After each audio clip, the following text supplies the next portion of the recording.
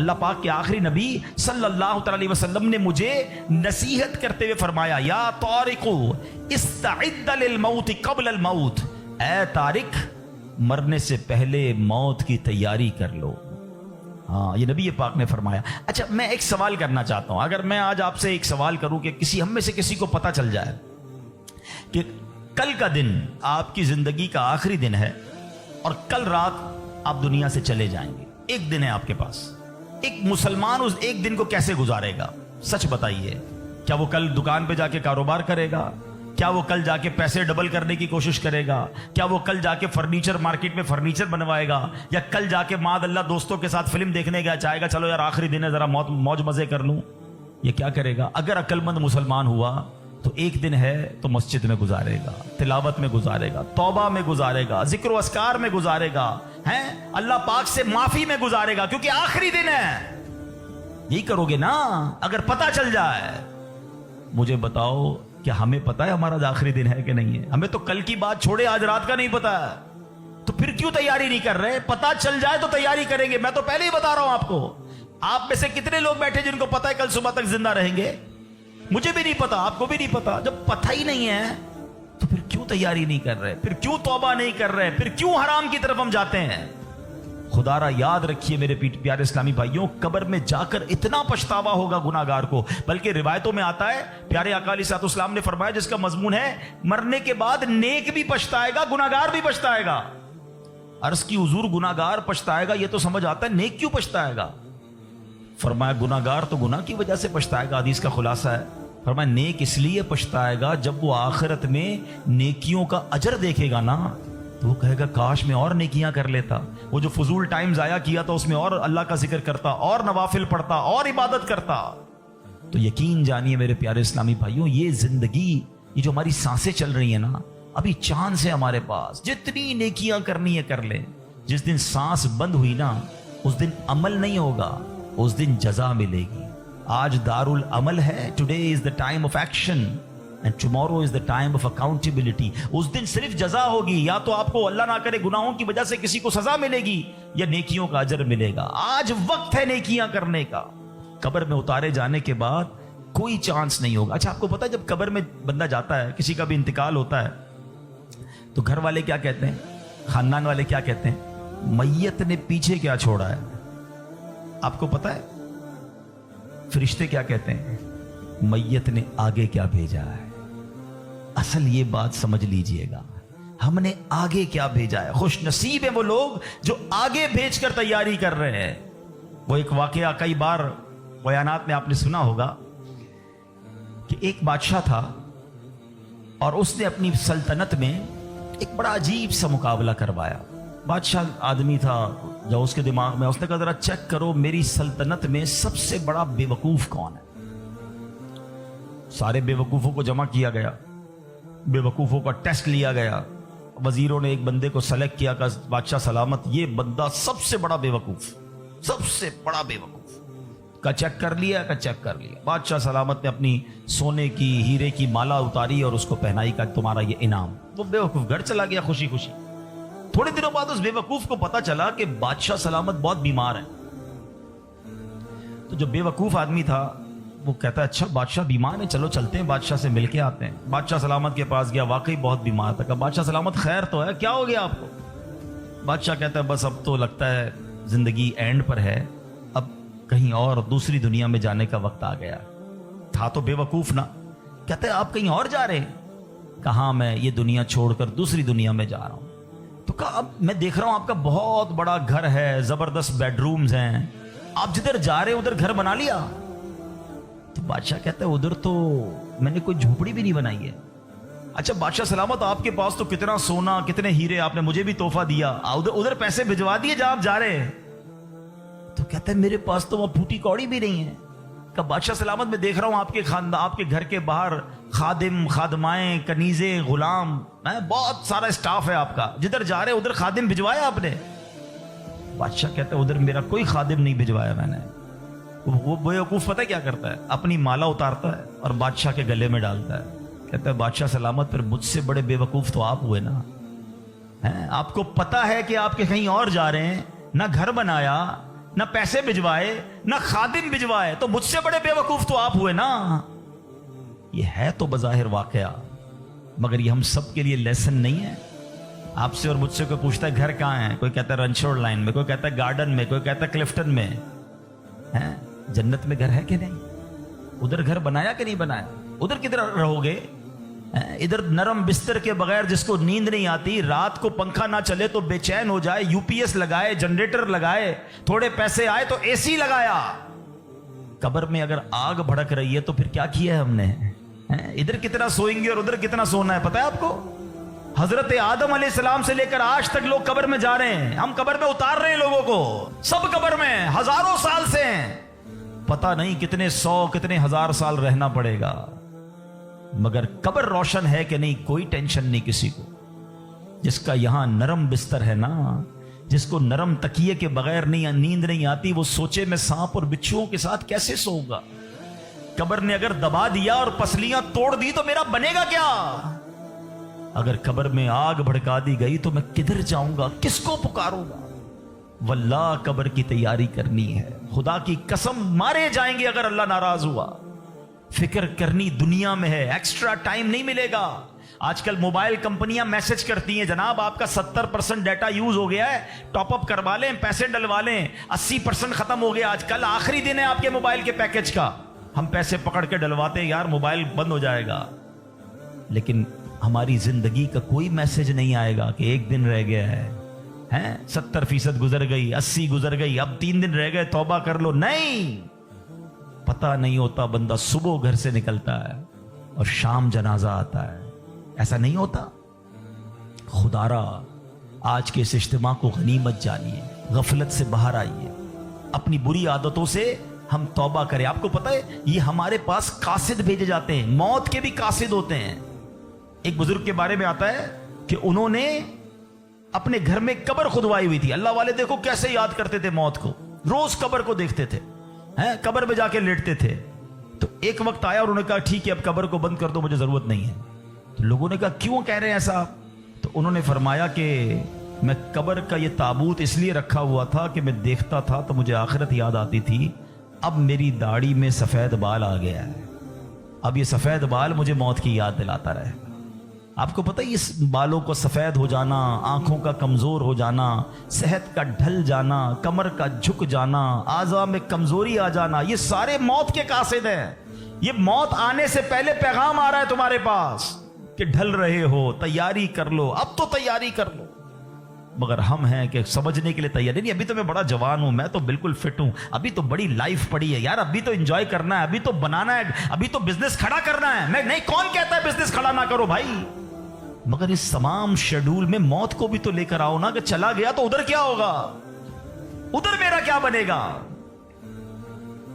ایک حدیث پاک ہے، حدیث پاک کا مضمون ہے کہ مرنے کے بعد بک آف ڈیڈ، اعمال کلوز ہو جائے گا، ٹھیک ہے، سوائے 3 چیزوں کے۔ اب آج یہ پلان کرنا ہے، آج اگر بیٹھے ہو نا تو کوئی پلاننگ لے کے جاؤ۔ آقا فرماتے مرنے کے بعد اعمال بند سوائے 3 چیزوں کے۔ فرمایا نمبر 1، انسان کوئی ایسا علم چھوڑ کر جائے کہ اس کے بعد اس علم سے فائدہ اٹھایا جائے۔ سبحان اللہ، علماء دیکھیں کیا کمال کی شخصیات ہیں، طالب علم چھوڑ کے جاتے ہیں، اپنی کتابیں بھی چھوڑ کے جاتے ہیں، بخاری شریف، ترمذی شریف، نسائی شریف، ہدایہ شریف، اور آئے تو جناب اعلیٰ حضرت امام اہل سنت کے فتاوی رضویہ، بہار شریعت، صدر الشریعہ کی کتابیں سینکڑوں سال سے لوگ پڑھ رہے ہیں، وہ بزرگ چلے گئے دنیا سے۔ سبحان اللہ، ہر کتاب چھپ رہی ہے، تفسیر چھپ رہی ہے، حدیثوں کی کتابیں چھپ رہی ہے، اور علماء کو ثواب مل رہا ہے۔ یہ پہلا آپشن تھا، غور سے میری بات سنیے گا، شاید جتنے یہاں بیٹھے نا ہم اس پہلے آپشن میں ہمارا حصہ نہ ہونے کے برابر ہے، 3 میں سے 1 تو چلا گیا ہمارے ہاتھ سے۔ میں اس کا حل بتاتا ہوں کہ ہم پہلے آپشن میں کیا کر سکتے ہیں، وہ بعد میں بتاتا ہوں۔ اب آ جائیں دوسرا آپشن، مرنے کے بعد مجھے ثواب کنٹینیو کیسے مل سکتا ہے۔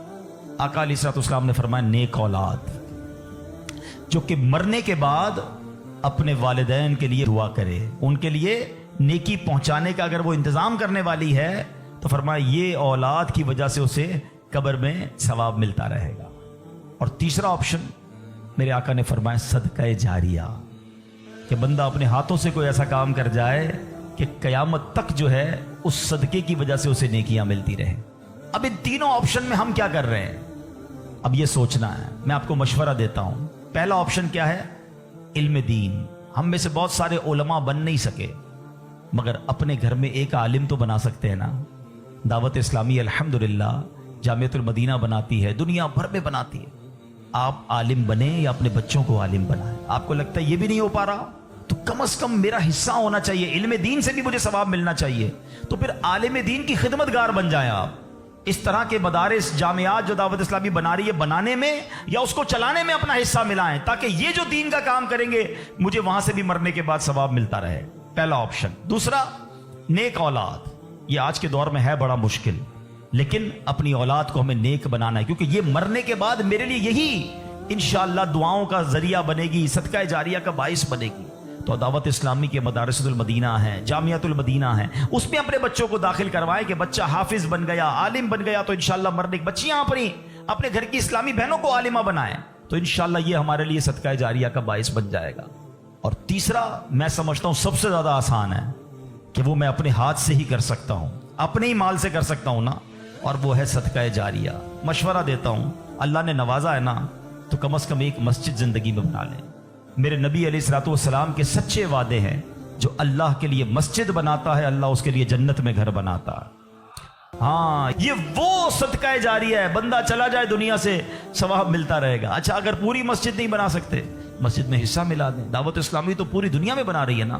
تو یہ تینوں آپشن جو مرنے کے بعد کام آنے والے ہیں. اچھا، صرف مسجد نہیں، یتیم خانہ دعوت اسلامی بنا رہی ہے، شجر کاری پورے پاکستان میں کر رہے ہیں، کتنے نیکی کے کام دعوت اسلامی کر رہی ہے، صدقہ جاریہ وہ کر جائیں تو انشاءاللہ مرنے کے بعد وہ ہمیں قبر میں ملتا رہے گا. تو بہرحال اللہ کرے کہ آج کے اس اجتماع میں میں اور آپ یہ سوچنے میں کامیاب ہو جائیں کہ مجھے مرنا ہے، اور مرنے کے بعد مجھے قبر میں پھنسنا نہیں ہے.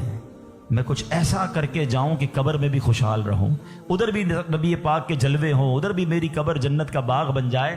تو اللہ کرے کہ ہم سب اس سوچ کے حامل بن جائیں کہ مجھے مرنا ہے اور پتہ نہیں کب مرنا ہے. تو جب بھی مرنا ہے انشاءاللہ کلمے کے ساتھ مرنا ہے، انشاءاللہ نیک اعمال کرتے کرتے مرنا ہے، اور انشاءاللہ ایمان سلامت لے کر جانا ہے. تو اس کے لیے زندگی اچھی گزارنی ہوگی.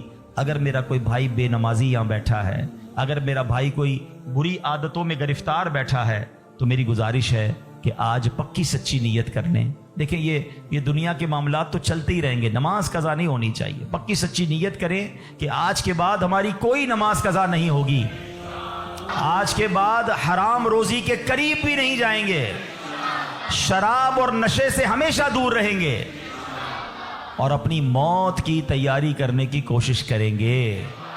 ہاں، دعوت اسلامی والوں سے وابستہ رہیے. الحمدللہ کمال کا ماحول ہے، بار بار آخرت یاد دلاتا ہے، بار بار موت یاد دلاتا ہے، تاکہ ہمیں یاد رہے، ہم بھول نہ جائیں اور اس کی تیاری میں مصروف رہیں. اللہ پاک ہم سب کو اپنی آخرت کی فکر کرنے اور صدقہ جاریہ والے کام کرنے کی توفیق عطا فرمائے. آمین بجاہ النبی الامین صلی اللہ تعالی علیہ وسلم. الحمدللہ رب العالمین والصلاة والسلام علی سید الانبیاء والمرسلین والصلاة والسلام علی خاتم النبیین. یا ارحم الراحمین یا ارحم الراحمین یا ارحم الراحمین، یا ربنا یا ربنا یا ربنا یا ربنا یا ربنا، یا اللہ یا رحمان یا رحیم. ہمارے صغیرہ کبیرہ گناہوں کو معاف فرما، ہمارے ماں باپ کی، نبی پاک علیہ الصلوۃ والسلام کی ساری امت کی بخشش فرما. اے کریم ہمیں نیک بنا دے، پرہیزگار بنا دے، سچا عاشق رسول بنا دے. اے اللہ ہماری دنیا بھی اچھی کر دے، ہماری آخرت بھی اچھی کر دے. اے اللہ جب نے موت کی تیاری کے بارے میں سنا ہے، اے اللہ اب تک تو ایسے اعمال کیے نہیں کہ مرنے کے بعد ہمیں ایسا محسوس ہو کہ تجھے راضی کرنے والے کام کر لیے ہوں. اے اللہ گناہ ہی گناہ ہیں، کرم کر دے، پچھلے گناہ معاف فرما دے، آئندہ جو رہ گئی ہے وہ اچھی گزار دے. اے اللہ نیکیوں والی، سنتوں والی، اے اللہ تیری فرما برداری والی زندگی ہم سب کو عطا فرما. حرام بولنے سے بچا لے، حرام دیکھنے سے بچا لے، حرام سننے سے بچا لے، حرام کھانے سے بچا لے. اپنے پسندیدہ بندوں میں ہمیں شامل فرما لے. اے اللہ مرنا تو ہم نے ہے ہی، یہ ہمارا ایمان بھی ہے، ہم مانتے بھی ہیں، مگر مولا تیرے دربار میں دعا ہے کہ مرتے وقت اے اللہ ہمیں مدینے پہنچا دینا. اے اللہ جب تک زندہ رہیں، اے اللہ تیرے در کے سوا کسی کا محتاج محتاج نہ کیجیے. زندگی کی آخری نماز جو پڑھیں وہ مسجد نبوی میں کھڑے ہو کر ادا کریں. اور اے رب کریم پھر آقا کے جلووں میں، آقا کے قدموں میں نبی پاک کے دیدار کرتے ہوئے ایمان اور عافیت والی ہمیں مدینے والی موت نصیب فرما. نجم کی اے خدا آرزو ہے یہی، عاشق زار کی آبرو ہے یہی، موت کے وقت سر ان کے قدموں میں ہو، دید ہوتی رہے دم نکلتا رہے، دید ہوتی رہے دم نکلتا رہے. ہے تمنا عطار یا رب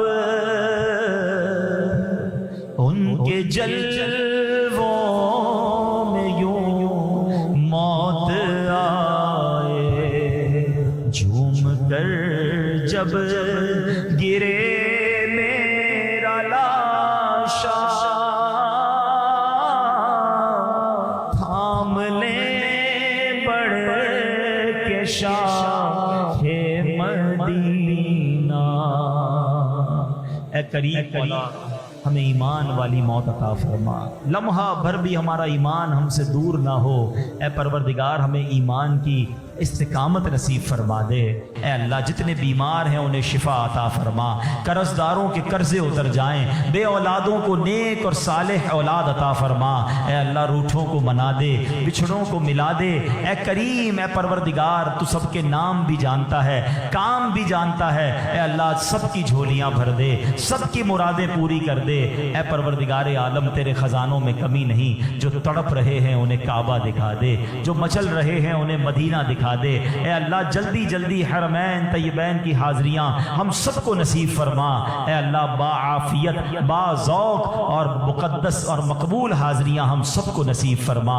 اے اللہ حضرت یونس علیہ السلام نے مچھلی کے پیٹ کے اندھیرے میں جن الفاظ کے ذریعے تجھے پکارا تھا ہم بھی تجھے پکارنے جا رہے ہیں. اے اللہ گناہوں کے اندھیرے سے نکال کر نیکیوں کے نور میں داخل فرما دے، غموں کے اندھیرے سے نکال کر خوشیوں کے نور میں داخل کر دے. اے اللہ ہمیں ظلمت سے نکال کر ہمیں نور میں داخل کر دے. آئیے مل کر پڑھیے لا الہ الا انت سبحانک انی کنت من الظالمین. لا الہ الا انت سبحانک انی کنت من الظالمین.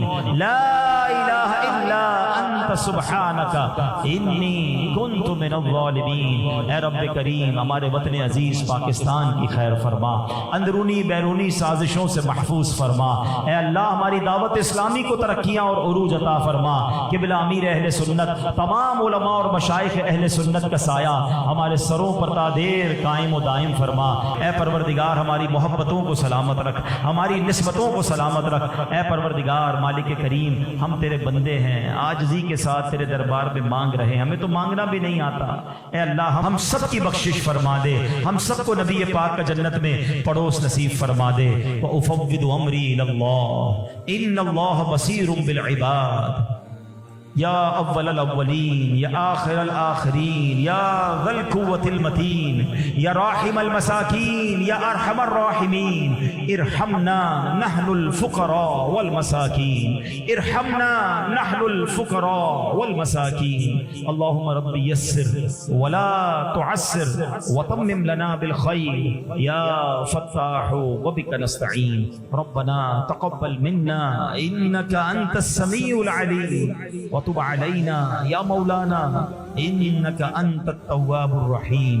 ببركة إن الله وملائكته يصلون على النبي يا أيها الذين آمنوا صلوا عليه وسلموا تسليما. اللهم صل على سيدنا ومولانا محمد طب القلوب ودوائها وعافية الأبدان